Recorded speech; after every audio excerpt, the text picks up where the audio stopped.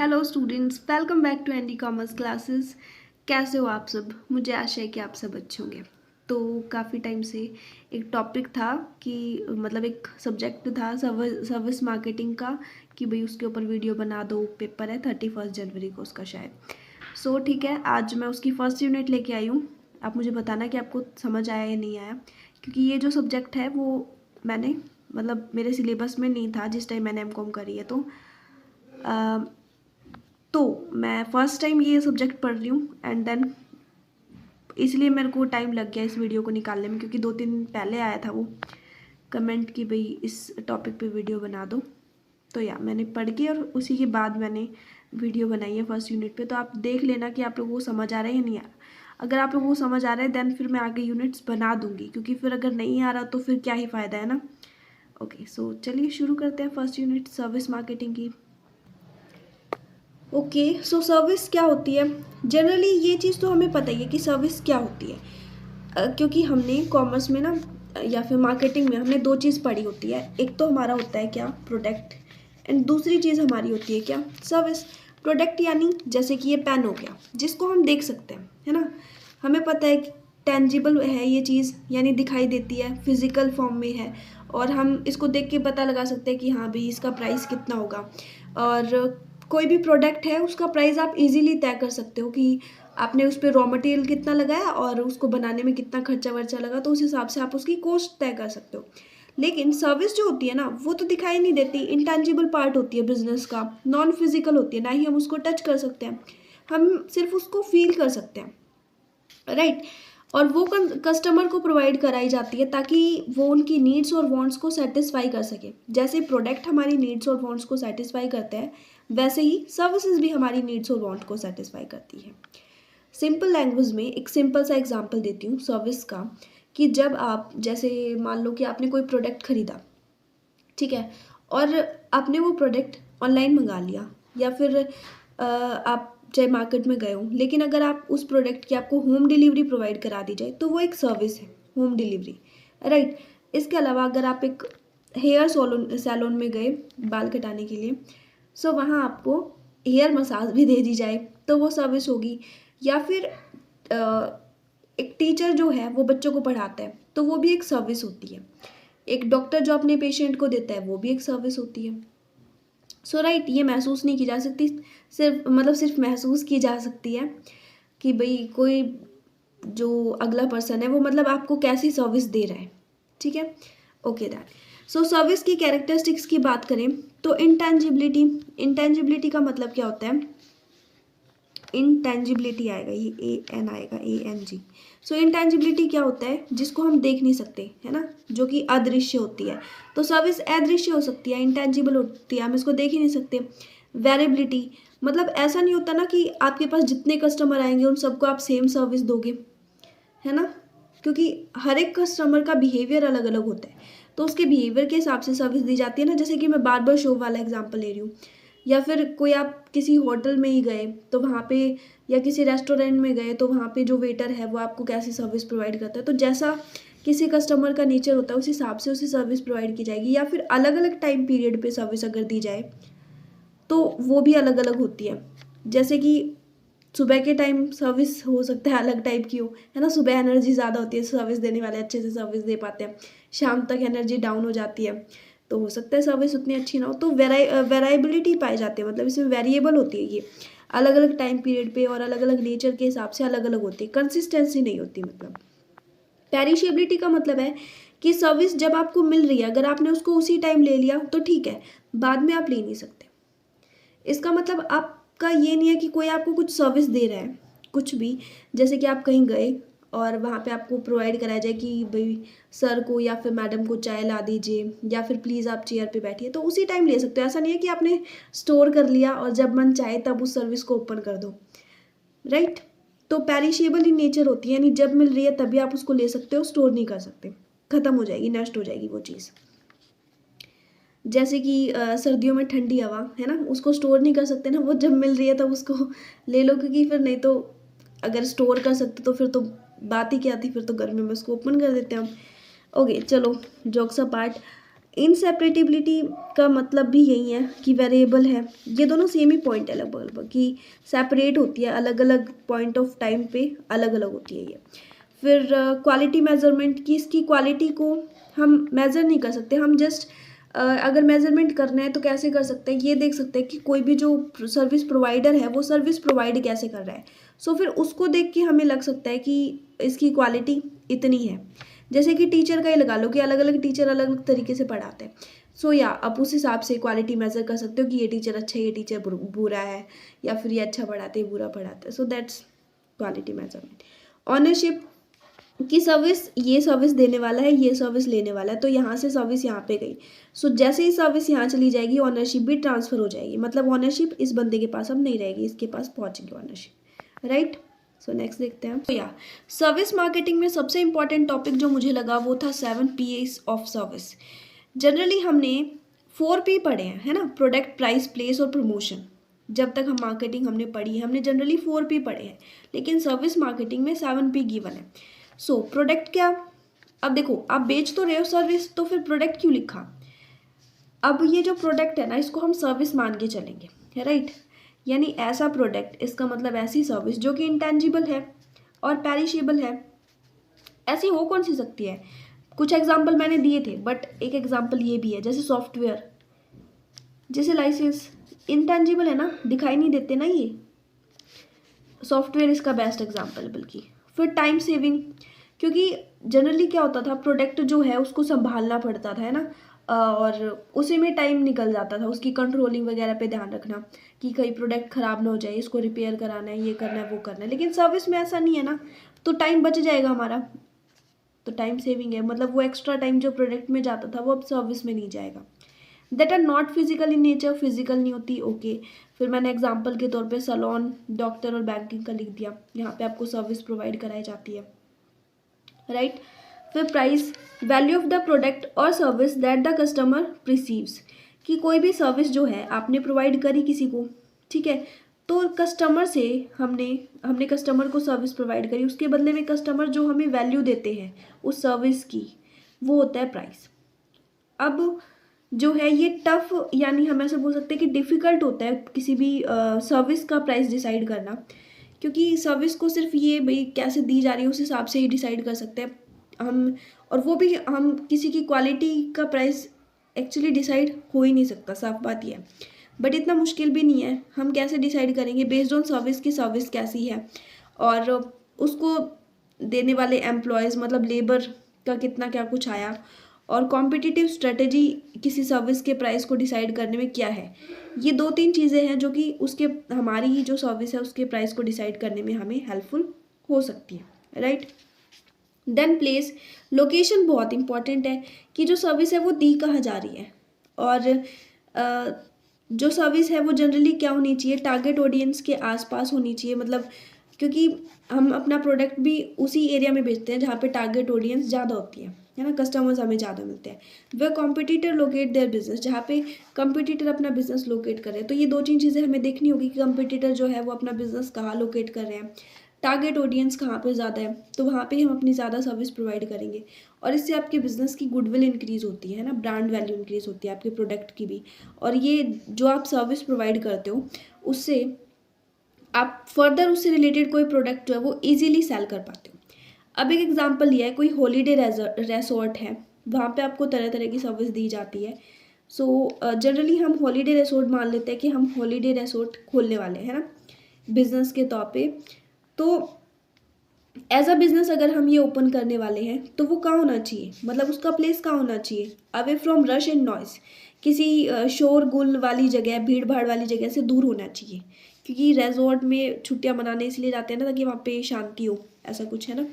Okay, सो ये place से related decision होता है। देन प्रमोशन, प्रमोशन कि भी आपकी जो सर्विस है उसको प्रमोट करोगे आप, ताकि ज़्यादा से ज़्यादा लोग जो कस्टमर्स हैं वो आए आपके पास, तो उसके लिए आप एडवर्टाइजमेंट करोगे, और कस्टमर ताकि अवेयर हो सके आपके ब्रांड के लिए, इसके लिए आप लाइव स्ट्रीम, कहीं पे लाइव प्रोग्राम में जा सकते हो कि हमारा बिजनेस जो है वो ये है, फला है, और आप यहाँ आइए और सर्विस का आनंद लीजिए। सोशल मीडिया एडवर्टाइजिंग भी आप कर सकते हो, है ना। ओके, सो 7 P's में 4 P तो वो है जो कि हमने पढ़ रखे हैं, बाकी जो 3 P है, पीपल, प्रोसेस और फिजिकल एविडेंस, वो नए हैं। सो चलिए उनको डिस्कस कर लेते हैं। पीपल, पीपल मतलब who work for a company, जो कंपनी के लिए काम करते हैं, यानी employees. These can affect a customer level of satisfaction. ये जो हमारे एम्प्लॉयज़ होते हैं ना, वो भी कस्टमर के सेटिस्फिकेशन लेवल को अफेक्ट करते हैं। मतलब एम्प्लॉयज़ ऐसे होने चाहिए जो कि कस्टमर को अच्छी तरह से इम्पैक्ट डाले, मतलब पॉजिटिव इफेक्ट डाले उनके ऊपर, ताकि कस्टमर्स बार बार आए हमारे बिजनेस में। इसके लिए हमारे जो ये पीपल है ना, इनको हम ट्रेनिंग देते हैं हमारे एम्प्लॉयज़ को, ताकि वो कस्टमर्स के साथ अच्छे से बिहेव कर सकें। हम उन्हें सिखाते हैं कि how to greet customers, customer के साथ हम कैसा बिहेव करें, उनको कैसे अट्रैक्ट करें हमारी कंपनी की तरफ, और उन्हें बोले कि hello, good morning ma'am, please आप आते रहिए, मतलब ऐसा कुछ है ना। और क्रिएट अ सर्विस स्क्रिप्ट, जो सर्विस स्क्रिप्ट है, मतलब स्क्रिप्ट वगैरह उनके लिए बना देते हैं।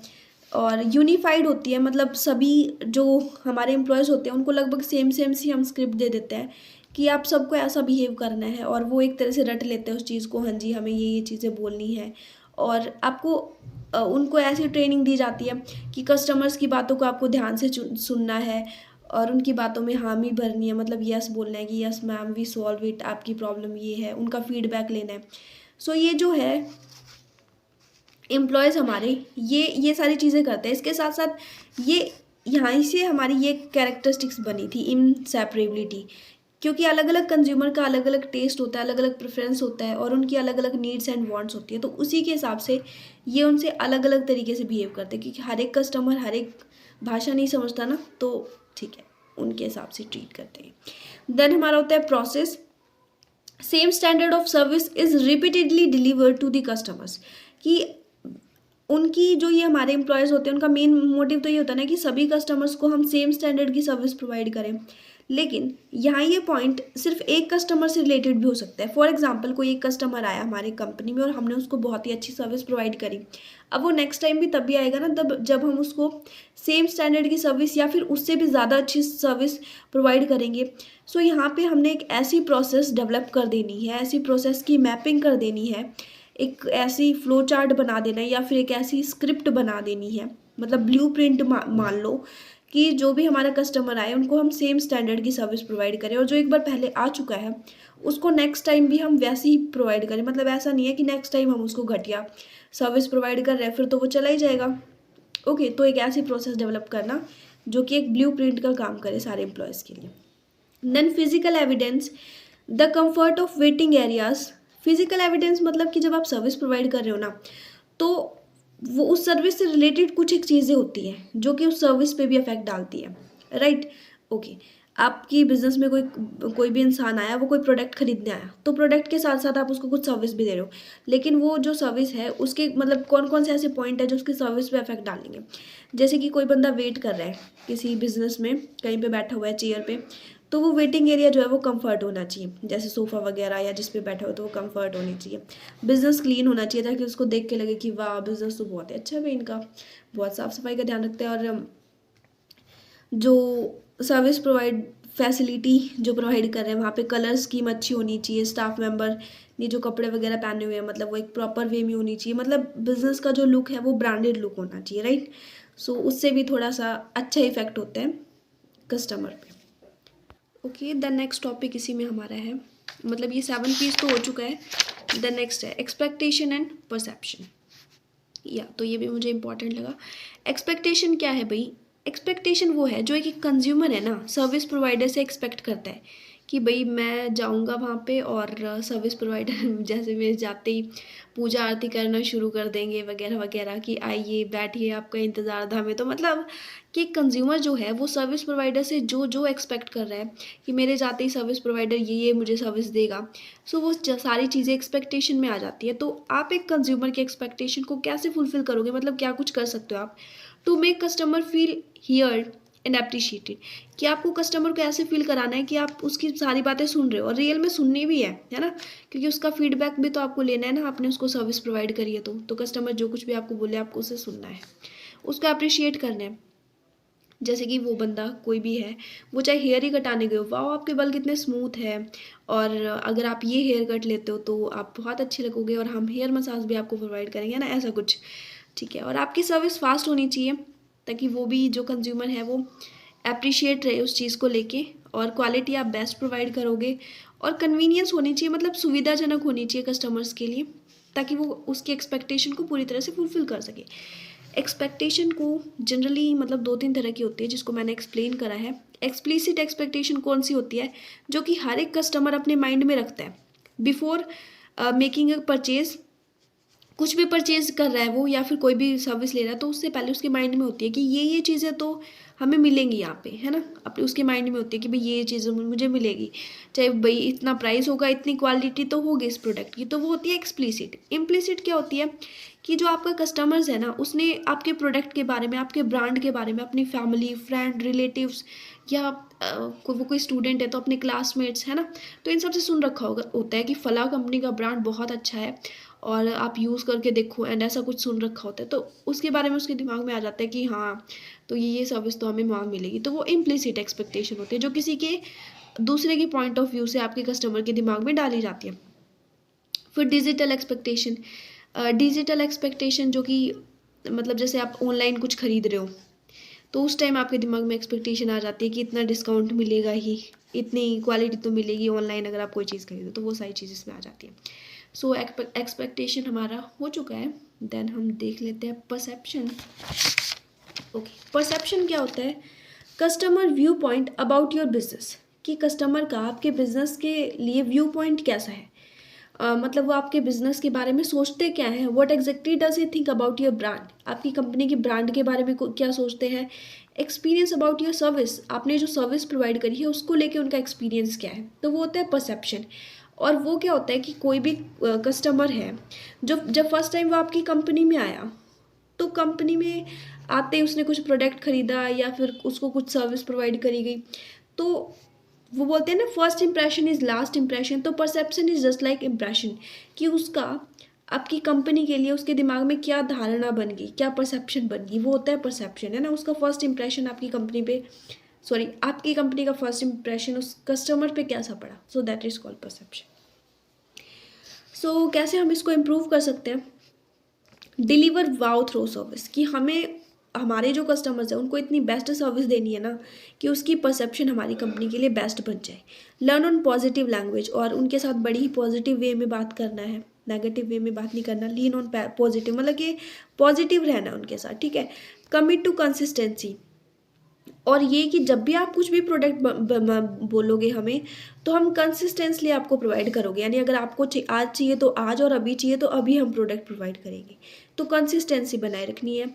कलेक्ट कंज्यूमर फीडबैक, और कंज्यूमर की जो जो फीडबैक आई है आपके प्रोडक्ट या सर्विस के रिगार्डिंग, तो उसको कलेक्ट करना है। अगर वो फीडबैक पॉजिटिव है तो द बेस्ट, अगर नेगेटिव है तो फिर हम कैसे भाई कंज्यूमर को और अच्छे से अट्रैक्ट कर सकते हैं, या फिर कैसे हम क्या चेंजमेंट कर सकते हैं ताकि कंज्यूमर आए हमारी कंपनी के पास, तो वो चीज़ हमने करनी है। Follow up with customer after every interaction, क्योंकि बार बार कस्टमर आएंगे तो हर एक इंटरेक्शन, हर एक बातचीत के बाद हमने कस्टमर्स की फीडबैक लेनी है, उनको फॉलो अप करना है, उनकी डिमांड्स को समझना है, राइट। इम्प्रूव कस्टमर एक्सपीरियंस, और कस्टमर का एक्सपीरियंस अगर गुड है तो गुड से उसको बेस्ट पे लेके जाना है, राइट। गुड बेटर बेस्ट होता है ना, तो गुड से उसको बेस्ट पे लेके जाना है, यानी कस्टमर का एक्सपीरियंस जो है वो हमने इम्प्रूव करना है। So that's perception. Next 2 topic हमारे रह गए, कोर सर्विस, ऑगमेंटेड सर्विसेज। इनका जस्ट मीनिंग जान लेना ही काफ़ी है। कोर सर्विस क्या होता है? विच इज़ एसेंशियल, जो कि बहुत ही ज़रूरी होते हैं, राइट। मार्केटिंग में कोर सर्विस होती है, और ये primary purpose of the transaction होता है, मतलब आपने कोई भी ट्रांजेक्शन करी है तो उसका मेन पर्पस जो होता है वो होती है कोर सर्विस, ठीक है। कोर का मतलब ही मेन होता है, मतलब मेन सर्विस, मेन जो चीज़ है, ज़रूरी जो है मार्केटिंग के लिए, राइट। ओके, ऑगमेंटेड सर्विस क्या होती है? जिसमें कोर सर्विस के साथ बाकी फीचर्स भी ऐड कर दिए जाते हैं, जैसे कि होम डिलीवरी, ठीक है। कोर सर्विस मतलब आप कुछ भी मेन चीज़ जो आप प्रोवाइड कर रहे थे, जैसे कि एग्जाम्पल के तौर पे फॉर एग्ज़ाम्पल आप किसी रेस्टोरेंट में जाते हैं, सो मेन सर्विस है कि जो वेटर है वो आपको सर्व कर रहा है ना, कोई भी चीज़ आपने ऑर्डर करी और उसने आपको सर्व करी, वो है कोर सर्विस, मतलब प्राइमरी चीज़ है। लेकिन सर्विस के साथ साथ मतलब सर्व तो आपको कर ही रहा है, उसके अलावा आपको वो कुछ मतलब ऐसे प्रोवाइड करे कि अगर आप ये डिश ऑर्डर करते हैं तो इसके साथ आपको इतना डिस्काउंट मिलेगा, या इस डिश के साथ ये डिश फ्री मिलेगी, तो वो ऑगमेंटेड सर्विस हो जाएगी, है ना। तो मतलब कोई मेन चीज़ है, उसके साथ कुछ एक्स्ट्रा एडिड फीचर है, वो ऑगमेंटेड सर्विस में आएगा। That is related to sale of a tangible product, और जनरली ये जो है टेंजिबल प्रोडक्ट के सेल से रिलेटेड होती है। ओके, सो ये था आपका टॉपिक। अब मुझे बता देना कि आप लोगों को सर्विस मार्केटिंग का कुछ समझ आया या नहीं आया, क्योंकि मैं पहले भी बता चुकी हूँ कि ये टॉपिक, ये जो बुक है मैं फर्स्ट टाइम मैंने खुद करी है। अभी थोड़े 1-2 दिन मैंने इसको जस्ट पढ़ा है और अभी मैंने वीडियो डाली है, तो फिर आप मुझे बता देना अगर आपको समझ आ गई ना, तभी मैं नेक्स्ट वीडियो डालूँगी, अदरवाइज़ शायद ही ना डालूँ। ठीक है, सो ठीक है, जिसको ये पढ़नी थी, आई थिंक किसको पढ़नी थी, मैं नेम भूल गई इस लड़की का। सो उसको खास ये है कि प्लीज़ आप मुझे बता देना कि आपको समझ आया नहीं आया। Okay, so thank you so much.